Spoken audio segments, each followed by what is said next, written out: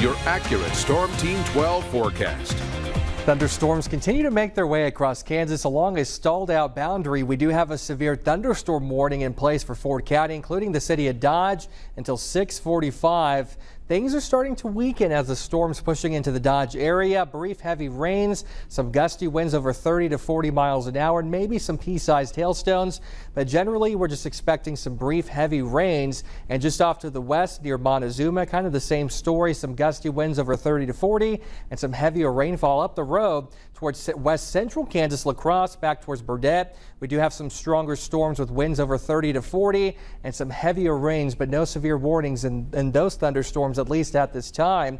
And looking at most of southwestern into west central Kansas as a whole, not too much in the way of severe weather besides that one storm in Ford County, which is on a weakening trend, but we do have some new development just into the east of Garden City and northeastern Finney County, and some new showers and storms south of Ulysses that are trying to develop. Overall, the risk of severe weather looking to be relatively low for this evening, so that's the good news there. But some brief heavy rains and gusty winds will be possible. Here in the Wichita area, we've had some training of thunderstorms on the west side of the city, kind of impacting the same locations over and over. And notice another round of torrential rain developing in the southwestern part of the county, just south of Cheney, and it is pushing off to the north and northeast. So eventually Valley Center, Wichita, Goddard will be next in line to see some heavier rains. And just zooming out a tad bit, you can see we have some new showers and storms trying to develop in Reno County and the southern part of Kingman County. This activity we'll have to watch closely, but still really not expecting it to turn severe. Into north central Kansas, Saline County area, just some showers nearby. McPherson County, we do have some healthier thunderstorms with some gusty winds over 30 and some heavier rains.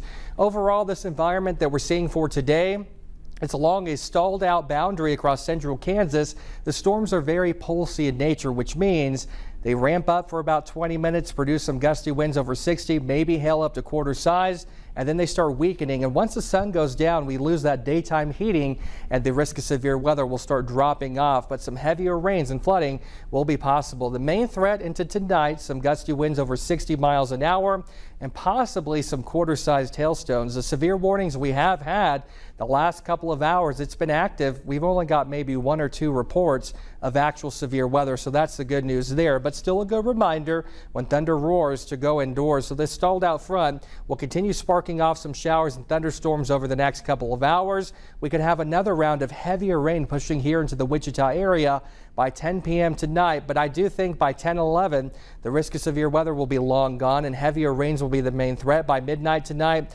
most locations drying out. That stalled front will start shifting off to the north and northwest.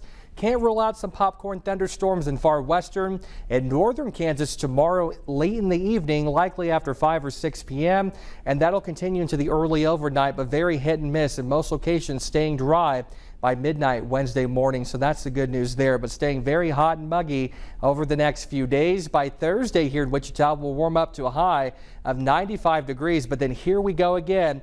More showers and thunderstorms developing by Thursday late afternoon into the evening. A very similar setup to what we had today. And if you're wondering how rain chances are looking moving forward into early July, it is looking to remain quite active here in the central and southern plains. Good news for northern Kansas, but here in south central, we really need to start drying things out for quite some time.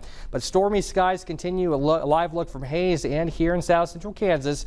Overnight temperatures down into the 60s and 70s. 73 tonight here in Wichita, 66 in Hays and 60 up in Goodland. Looking ahead to your Tuesday, temperatures about the same as what we had today.